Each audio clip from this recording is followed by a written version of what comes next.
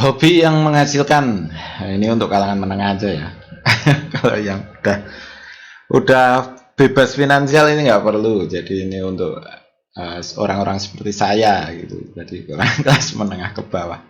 Wah, analisa sidik jadi bakat SJB gila. Hobi yang bisa menambah penghasilan. Setelah umur lebih dari 35 tahun, tentu saja akan muncul rasa bosan dalam bekerja. Hal ini wajar dan tentu saja mulai memikirkan pekerjaan yang akan dilakukan setelah pensiun. Jadi ini persiapan untuk pasca pensiun gitu ya. Setelah umur lebih dari 35 tahun. Nah, yang saya temukan itu beberapa tidak di 35 karena saat 35 itu biasanya ini adalah saat-saat puncak tertingginya. Jadi penghasilan Pak, jadi gaji itu paling tinggi. Kemudian bonus-bonusnya banyak, itu kan biasanya umur segini. Jadi pas enak-enaknya jadi pegawai itu pas di 35 tahun. Nah, kadang yang saya temukan itu lebih dari 50, jadi 45 ke atas lah gitu. Jadi udah mulai 45, udah 50, mulai tanya ke saya itu cara cari hobi, cara apa itu cari kerjaan gimana gitu ya. Yang memulai dari nol kan susah karena umur udah segitu. Walaupun ya ada dan banyak itu yang sukses, namun selogika saya, selevel saya, maksudnya sepemikiran saya yang ya pusing mau masalahnya untuk membuat sebuah usaha baru itu 5 tahun itu kadang masih dianggap sebagai minor, maksudnya masih kecil, masih apa ya, masih pemula. 5 tahun di usaha itu baru pemula. Dan kita dan 5 tahun itu juga nggak cuma sebentar. Coba dibayangkan aja pensiun berapa ya. Kemarin ada yang tanya ke saya udah pensiun, udah 2 tahun di rumah dan dia bingung mau ngapain gitu kan. Saya jawabnya juga bingung karena apa? Untuk memulai usaha itu ya sekitar 5 tahunan. Udah umur 58 ya, 58 tahun memulai usaha baru itu kan pusing. Nah, kalau Anda melihat video ini, artinya kalau Anda sekarang umurnya 35 ke atas 40, itu kira-kira nanti perlu persiapan lah apa yang harus dilakukan ketika nanti setelah pensiun gitu. Kemudian hal ini juga cocok untuk bagi ibu rumah tangga yang anak-anaknya udah mulai bisa mandiri. Jadi biasanya kan ibu rumah tangga sibuk di anaknya masih kecil, jadi masih umur kurang dari 4 tahun itu biasanya masih repot banget. Dan nanti setelah umur 6 tahun itu kan mulai TK gitu ya, mulai TK itu kan kerjaan mulai dikit. Jadi kadang nunggu di TK itu aja kan sambil WhatsAppan, sambil apa, sambil biasanya kan kalau ibu-ibu itu the power of emak-emak ya. Itu kan jualan online gitu. Namun kan nggak hanya itu sebenarnya. Jadi sebenarnya kan nggak hanya jualan online gitu. Kita bisa mencari apa itu sudut-sudut yang lain. Nah, ini di sini nanti akan kita bahas. Hal yang perlu Anda ketahui bahwa pekerjaan yang Anda jalani belum tentu sesuai dengan bakat. Jika iya kan gitu, bagi Anda yang tidak sesuai bakat, maka Anda ada peluang. Jadi peluang di sini adalah ketika pekerjaan Anda itu belum sesuai bakat. Untuk mendapatkan penghasilan lebih dengan cara jadikan bakat Anda sebagai hobi. Jadi jadikan bakat sebagai hobi. Jika apa?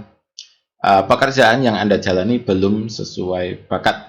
Jadi kalau dari kasus saya sendiri itu kan saya SPD, SI itu ya, sarjana pendidikan. Kemudian harusnya kan jadi guru. Nah, memang saya jalani itu jadi guru 11 tahun saya jadi guru. Terus kemudian karena masih honorer GTT gitu ya, otomatis penghasilan kan nggak ya ada gitu penghasilan tapi belum mencukupi. Sebenarnya ya udah cukup tapi memang karena itu masih kontrak masih ya jadi nggak cukup.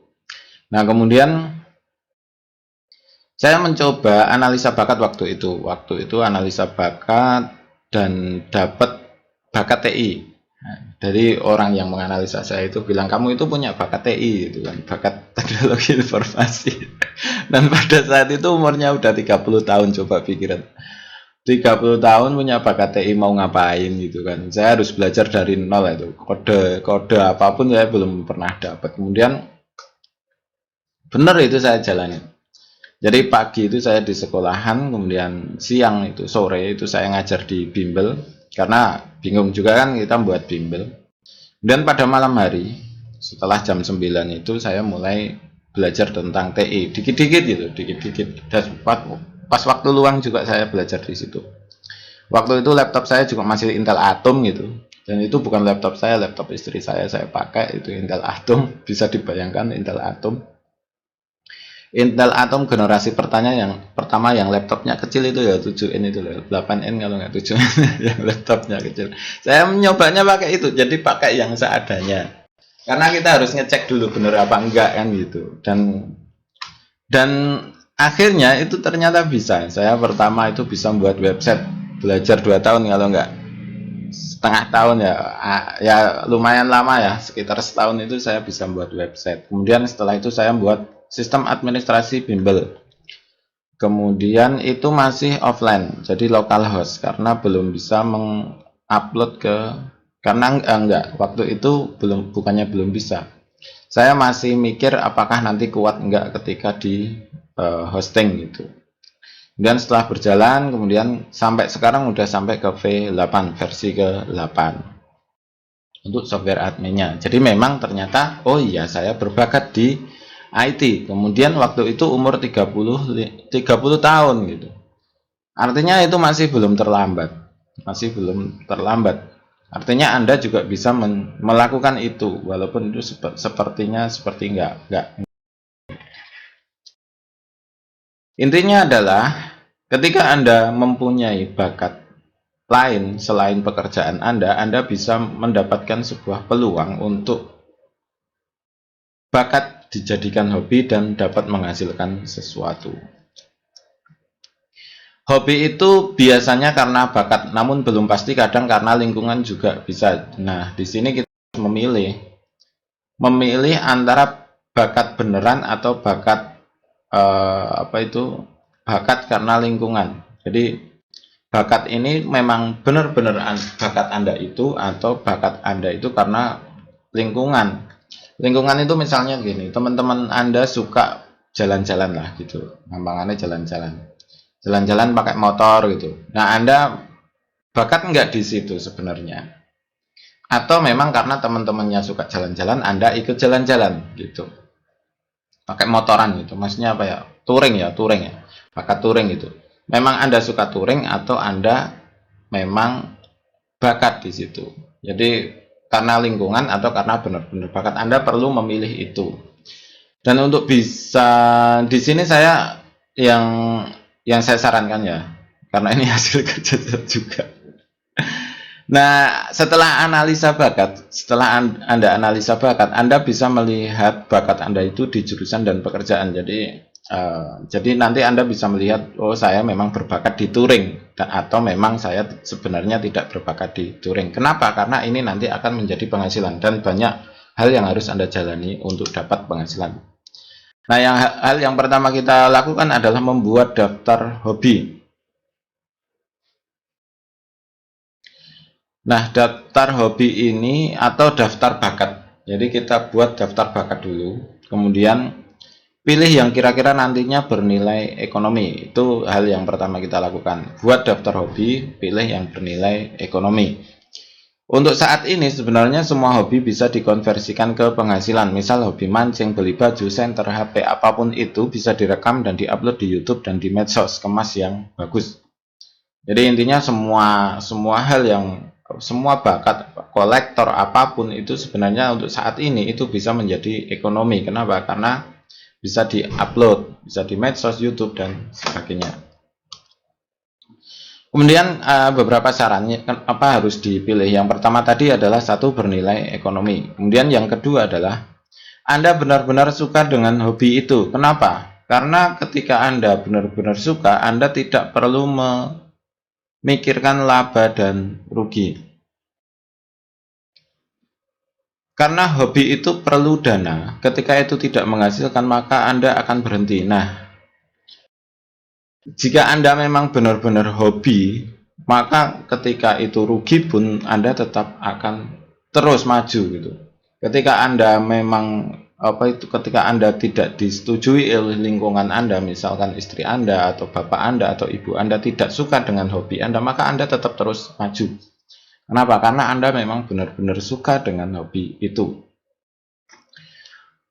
Hobi itu juga lebih konsisten dan bertahan lama, dan konsisten dan bertahan lama karena Anda benar-benar menyukainya. Jadi yang penting itu di sini. Kemudian Anda melakukan itu tidak pernah berpikir waktu, tidak mikir jam segini harus melakukan hobi. Enggak. Jadi Anda ketika Anda punya waktu luang, Anda akan melakukan itu dengan ikhlas gitu. Dengan ikhlas. Karena Anda memang benar-benar suka.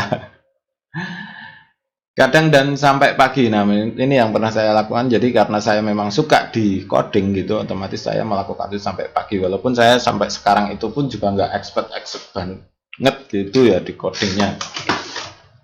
Nggak, maksudnya nggak sampai saya itu pinter banget itu enggak. Jadi ya pinter aja enggak mungkin ya enggak.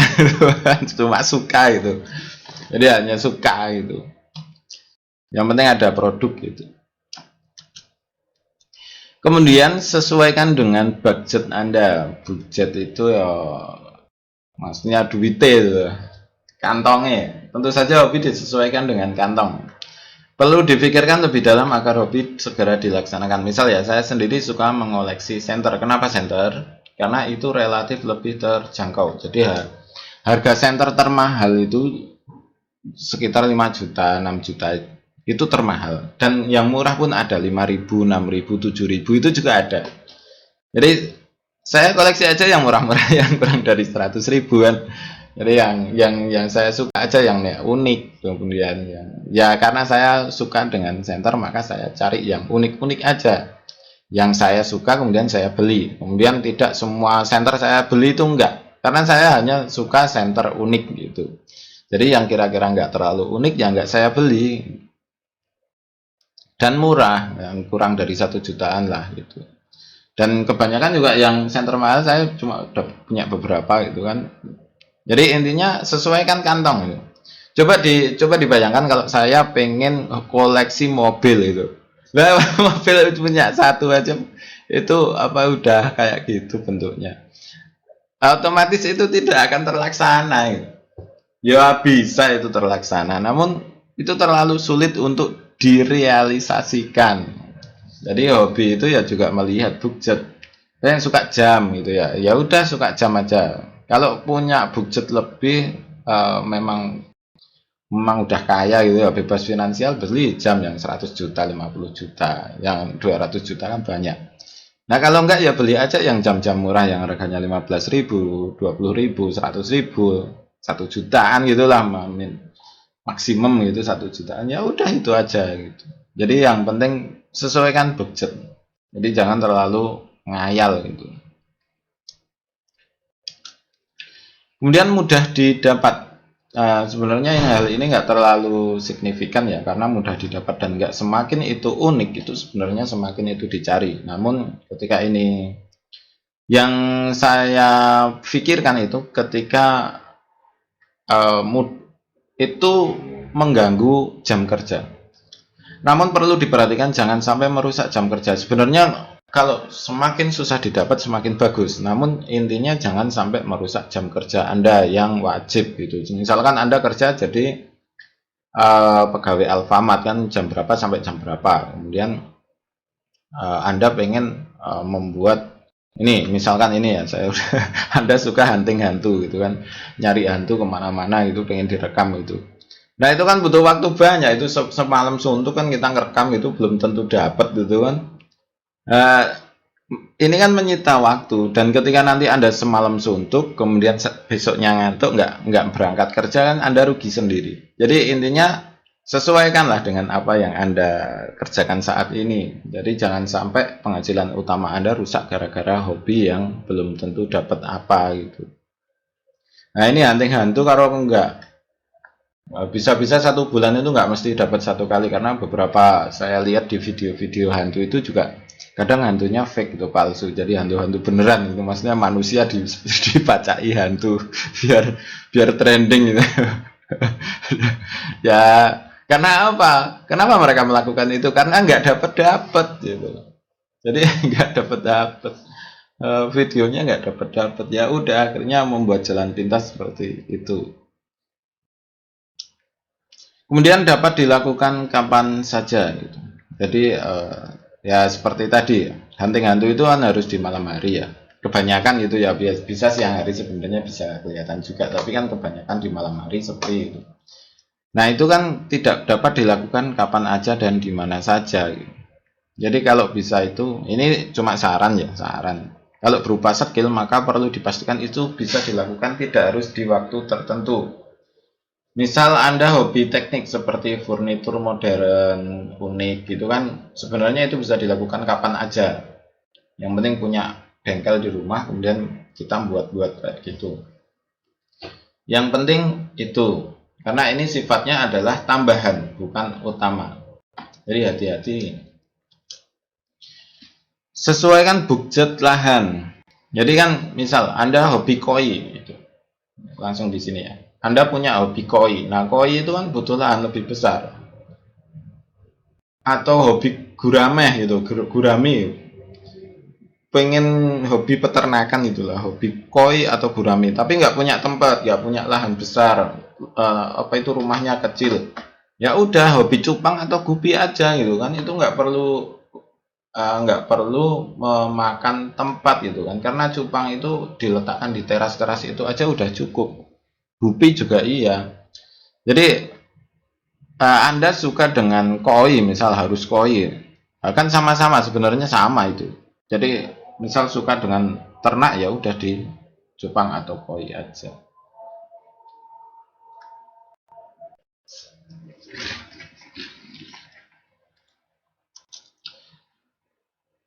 Untuk hobi, ini kesimpulannya, untuk hobi kolektor itu bisa direkam, didokumentasikan, jelaskan secara detail dan upload di medsos atau media streaming ya. Kemudian untuk hobi marketing bisa langsung praktek jualan aja. Nah, ini banyak dilakukan saat ini ya. Jadi reseller gitu aja bisa di. Tapi karena reseller itu sekarang udah terlalu banyak. Jadi kalau kita buka Facebook itu resellernya terlalu banyak. Jadi hanya jualan aja. Dan ini menjadikan kita itu bosan gitu ya. Jadi masyarakat udah bosan dengan reseller. Dan ini akan menjadi hal yang tidak bagus dan akan reseller akan menjadi turun. Kemudian pabriknya sendiri itu tidak perlu reseller untuk saat ini. Jadi untuk reseller hati-hati gitu ya. Karena apa, pabrik itu udah nggak perlu reseller karena mereka bisa menjual langsung ke konsumen. Kemudian untuk hobi skill itu bisa pamer produk. Jadi kalau skillnya udah dapat produk itu bisa pamer produk di medsos atau kalau nanti dapat job gitu ya. Jadi pamer-pamer aja. Ini yang saya lakukan sebenarnya. Pamerin gitu hasil hasil kerja saya walaupun menurut orang itu biasa aja. Jadi aslinya ke opo itu pada nggak paham dan itu biasanya biasa aja itu mereka nggak respect gitu nggak respect nggak tertarik itu ya biarin aja gitu karena itu kan hobi aja. Tertarik atau enggak kan bebas aja, mereka bebas itu nggak ngefek juga buat kita karena kita kan cuma mamerin produk, mau ditanggapi atau enggak ya silakan gitu. Kemudian selalu jaga waktu dengan sampai hobi merusak pekerjaan utama. Nah ini yang susah kadang terjadi. Dan yang tentu saja itu lebih menyenangkan dari bekerja karena hobi itu lebih menyenangkan daripada kerja. Karena kerja itu kan kita harus gini harus gitu kan. Kalau hobi itu kan sakar pede, seenaknya kita sendiri. Kecuali hobi Anda sudah mendapatkan penghasilan dari lebih, jadi atau hobi Anda itu sudah dapat penghasilan lebih banyak daripada kerja Anda yang sebenarnya, itu silahkan aja. Kemudian untuk analisa sidik jari bakat bisa online, bisa offline, silakan hubungi saya. Ini bentuk pamer aja juga. Sebenarnya ini adalah produk saya sendiri dari hobi saya sendiri. Hobi saya adalah di psikologi sama di IT. Jadi ini gabungan dari IT dan psikologi. Di 081391000544 harganya 100.000 per analisa. Kita masih membuka kemitraan dan keagenan. Nah, cara pengiriman datanya seperti ini, scan telapak tangan dan ujung jari. Untuk jempol itu terpisah seperti ini karena di sini miring, jadi nggak terlihat. Kemudian kasih tinta sedikit, kasih tisu, kemudian kasih tinta, kemudian usapkan di jari seperti ini. Kemudian Ya, seperti ini. Kemudian di-scan, kirimkan 2 seperti ini di WhatsApp atau di email. Kemudian mengirimkan bentuk dokumen. Oke, kira-kira seperti itu. Terima kasih, selamat mencoba dan semoga sukses selalu.